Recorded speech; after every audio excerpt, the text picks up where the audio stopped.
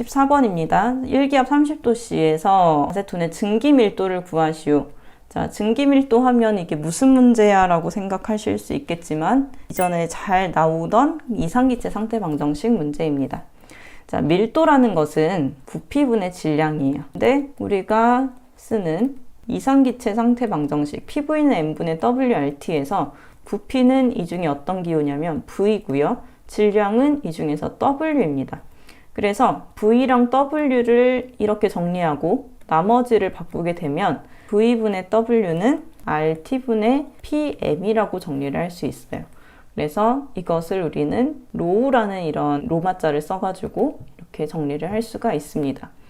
자, 그래서 이 RT분의 PM에 들어갈 내용만 정리를 해서 이상기체 상태 방정식 푸는 거랑 똑같아요. 대입만 해주면 되는데요. P는 압력이니까 1기압이라고 해서 1atm을 쓰는 거고요. 아세톤은 CH3COCH3죠.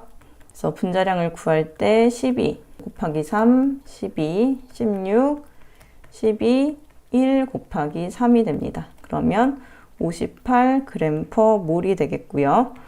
여기에서 단위가 따로 나오지는 않았으니까 그냥 여기에서는 kg/kmol 하든 g/몰을 하든 단위만 달라지는 거라서 그 값은 똑같습니다. 일단 저는 g/몰로 해볼게요. 0.082 atm.l/몰.k가 되죠. 자, 이쪽 단위랑 맞춰줘야 되니까 그래요. 자, T의 경우에는 30도씨에서 켈빈 온도로 바꾸는 거니까 303K가 됩니다.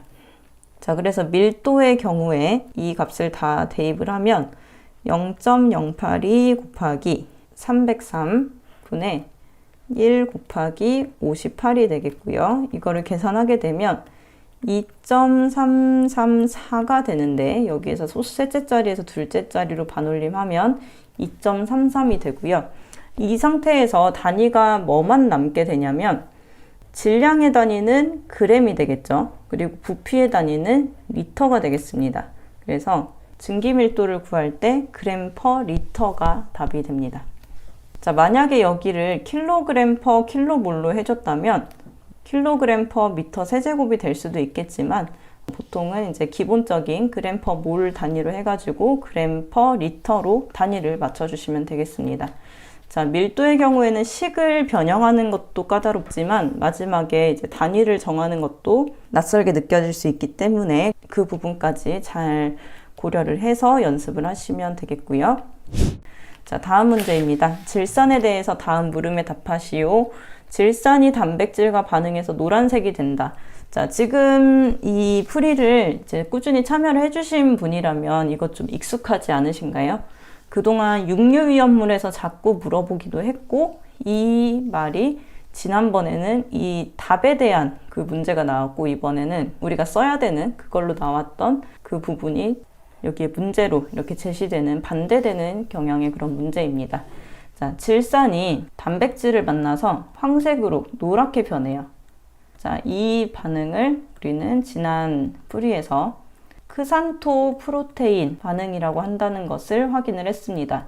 근데 이게 2021년도 문제가 아니라 그 이전에 뭐 2016년, 15년, 14년에도 충분히 많이 나왔던 문제이기 때문에 이 부분은 이제 꼭 기억을 하셔야 되겠고요. 그래서 반응의 명칭은 크산토 프로테인 반응이 되겠고, 자, 질산이 분해해서 이산화질소, 물, 산소가 생긴대요. 자, 우리가 화학 반응식이 어려운 이유는 미정계수법이 어려운 게 아니라 결국은 그 물질이 생성물이 어떤 화학식이 나오는지가 이제 나중에는 큰 어려운 부분이 되는데 이렇게 반응물과 생성물을 알려주게 되면은 굉장히 감사한 문제죠. 그래서 질산, 이게 분해돼서 이산화질소, 물, 산소가 생긴다. 자, 이렇게 딱 적어 놓고 앞에 A, B, C, D 붙인 다음에 개수를 계산해서 적어 주시면 답이 되겠습니다. 자, 16번입니다. 피리딘에 대해서 다음 물음에 답하시오. 자, 피리딘은 사시아피 1석유류의 수용성에 들어가는 물질입니다. 자, 피리딘의 식이 어떻게 되어 있냐면 우리 위험물표에 C가 5개, H 5개, N이라고 되어 있어요. 자, 보통은 뭐 C가 6개라서 이렇게 벤젠고리에로부터 뭔가 붙는다던가 이런 식으로 되어 있는 사료 위험물이 굉장히 많은데 이건 특이하게 C가 5개예요. 근데 C가 5개임에도 불구하고 어떻게 구조식을 써주시면 되냐면, 자, 육각형 같이 그리지만 마지막에 이 꼭지점은 연결하지 않고 N으로 쓰시면 됩니다. 자, 이렇게 되면 이 만나는 꼭지점의 경우에는 다 C가 들어가는 거고 마지막만 N이 들어가는 건데, 그러면 C가 5개고 여기에 들어가는 H는 총 5개라고 보시면 됩니다. 자, 여기에 연결되는 게 5개가 되는 거예요. 연결되는 H가. 그리고 여기에서 주의하실 점은 그 벤젠처럼 그 하나 건너 하나씩 이렇게 결합이 한 개씩 더 있다는 것을 표시를 해주셔야 됩니다.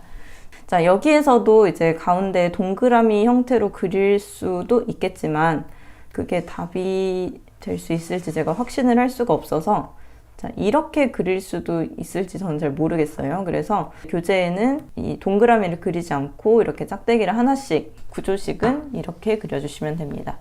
자, 여기에 그 수소 결합된 거 이거는 표현 안 해주셔도 되고, 이런 식으로 하나 하나 하나 이렇게 그려주시면 COHON이라는 피리딘에 대한 구조식이 되겠고요.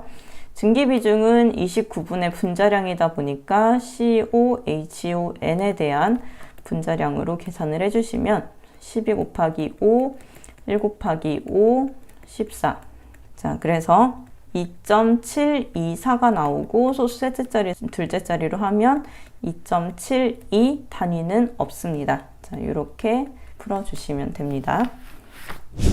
자, 17번입니다. 위험물의 기준. 위험물의 기준은 2류, 4류, 6류에 있는데 그 중에서 사료 위험물 기준에 대한 문제가 나온 거죠.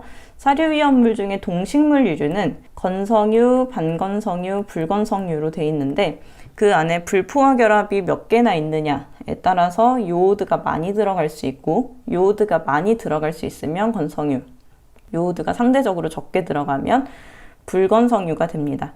그 기준을 우리는 요오드 값을 기준으로 동식물 유류의 건성유, 반건성유, 불건성유를 구분한다. 자, 건성유의 경우는 요오드가 130 이상 들어가는 거, 반건성유의 경우에는 100에서 130까지 들어가는 거, 그리고 불건성유에는 100 이하로 들어가는 것들이 이제 답이 됩니다. 자, 근데 이 요오드 값이라는 것 자체가 공장에서 뭔가 찍어내는 그런 물질들이 아니다 보니까 동물이나 식물에서 자라나는 환경에 따라서 변하는 물질이다 보니까 이 요오드 값을 뭐 이상인지 초과인지 이걸 명확하게 구분을 한 문헌이 사실 없습니다, 지금. 그래서 이 문제를 쓰실 때 이상, 이하, 뭐 초과, 미만 이것을 정확하게 볼 거라고 저는 생각하지 않아서 건성유는 130 이상이라고 보시면 되겠고, 불건성유의 경우에는 100 이하 이렇게 쓰셔도 크게 다 오답 처리는 되지 않을 거라고 생각합니다. 자, 이 경우에는 이 숫자가 중요한 거고요. 그 이상, 이하 이거는 그냥 130 이상, 100 이하, 뭐 100에서 130의 경우에는 100 이상, 130 미만 이런 식으로 숫자만 정확하게 보일 수 있도록 그렇게 적어주시면 되겠습니다. 자, 18번입니다. 지정수량 배수의 총합을 쓰는 문제고요. 세 개 다 오류 위험물이죠. 오류의 질산에스테르류는 10kg이고 히드록시라민은 오류의 지정수량 100kg, 트리니트로톨루엔, 니트로 화합물이다 보니까 200kg입니다. 그래서 여기에 제시된 수량을 지정수량으로 서로 나눠서, 그러니까 식이 10분의 50, 100분의 300, 200분의 400이 되는 거고, 이 세 개를 서로 더해줬을 때 그 값인 10이 답이 되겠습니다. 지정수량을 헷갈리지 않고 정확하게 알고 있으면 충분히 맞추실 수 있는 문제가 되겠습니다. 자, 19번의 소요 단위입니다. 소화기 한 개로 끌 수 있는 면적 또는 그 위험물의 양 같은 것을 확인하는 문제고요. 자, 소요 단위는 그 공간이 제조소냐, 저장소냐, 취급소냐에 따라서 제조소나 취급소의 경우에는 내화 구조일 때 100, 그리고 비내화 구조일 때 50이 한 개의 소화기로 끌 수 있는 면적이 되겠고, 저장소의 경우에는 150 또는 75가 소화기 한 개로 끌 수 있는 면적이 됩니다. 이때 100 또는 50 이렇게 구분하는 기준은 그 안의 구조가 내화 구조인지 또는 비내화 구조인지에 따라서 달라진다고 보시면 되겠습니다. 자, 내화 구조는 불에 잘 견디는 구조이기 때문에 조금 더 큰 면적을 소화기 하나로 끌 수 있는 거고, 비내화 구조는 빠르게 불에 타기 때문에 소화기로 끌 수 있는 면적이 적어진다고 보시면 됩니다.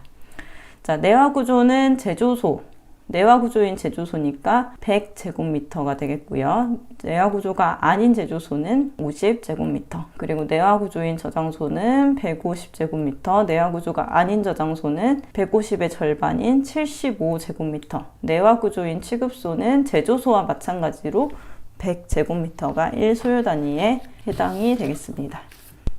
자, 마지막 20번입니다. 트리니트로 톨루엔, 오류위험물이죠. 톨루엔에 니트로가 3개 이렇게 붙은 거다 보니까 벤젠고리가 있는 육각형이 있는 물질은 물에 잘 녹지 않아요. 물에 안 녹고 기름에 녹습니다. 그래서 물에는 용해성이 없고 벤젠에는 용해성이 있다. 물이 물이라면 벤젠은 물하고 전혀 반대되는 기름이라고 보시면 돼요. 그래서 물에 녹는 것은 기름에 안 녹고 기름에 녹는 것은 물에 안 녹아서 서로 상극인 성질이 됩니다. 근데 이렇게 물과 기름에 둘 다 녹을 수 있는 게 있어요. 알코올이 바로 대표적인 그런 예인데요. 알코올의 경우에는 물도 녹고 벤젠, 기름 같은 것도 녹일 수 있어서 기름을 쓰는 그런 식당이나 이런 곳에서 소주로 식탁을 닦거나 기름을 제거할 때 굉장히 효과적인 물질이 됩니다. 자, 트리니트로톨루엔의 지정 수량은 니트로 화합물이다 보니까 200kg이 되겠고, 트리니트로톨루엔을 제조할 경우 여기를 좀 중요하게 보셔야 되는데요. 자, 니트로화 반응, 니트로가 들어가는 니트로글리세린, 니트로글리콜, 트리니트로톨루엔, 트리니트로페놀 이런 모든 니트로의 경우에는 이 답이 무조건 들어갑니다. 어떤 물질이 질산과 황산의 혼산하에 니트로와 반응하여 제조. 자, 이런 식으로 답이 되는데요. 식으로 쓰자면 어떤 물질이 질산과 HNO3가 되죠. 자, 황산의 경우에는 그냥 쓰는 게 아니라 화살표 위에 씁니다. 자, 이렇게 쓰는 경우는 이제 촉매라고 부르는데요. 자, 촉매를 썼을 때 이제 생성물이 생기는 거. 이 안에 글리세린이 들어가면 생성되는 물질, 질산과 황산의 혼산하에 니트로와 반응시킨다. 자, 이렇게 반응을 시키면 니트로글리세린이 되고요. 여기에 에틸렌 글리콜이 들어가면 니트로글리콜이 되고, 이 왼쪽에 톨루엔이 들어가서 질산과 황산의 혼산하에 니트로와 반응시키면 트리니트로톨루엔이 됩니다. 페놀이 들어가도 마찬가지고요. 그래서 여러분이 앞으로 보시는 모든 니트로 들어가는 물질들은 질산과 황산의 혼산하에 니트로와 반응시킨다. 또는 아래쪽처럼 HNO3는 플러스 뒤에 쓰고요. 황산의 경우에는 그 촉매로서 역할을 하기 때문에 화살표 위에 써주시면 이 니트로와 반응을 표시하는 화학 반응식이 됩니다. 그래서 TNT를 제조할 경우 필요한 원료는 질산과 황산이 아니고 톨루엔과 질산이 됩니다. 여기에서 황산은 촉매로서 작용하는 거기 때문에 황산을 쓰시면 답이 될 수는 없고요. 그래서 필요한 원료 두 가지, 톨루엔, 질산, 트리니트로페놀이 되면 뭐 페놀과 질산, 글리세린이 되면 글리세린과 질산 이렇게 써주시면 됩니다. 근데 보통 원료 두 가지를 쓰는 것보다 어떻게 제조하는지 이런 식으로 많이 물어보니까 아래쪽 내용 또는 교재의 해설까지 같이 정리를 해주세요.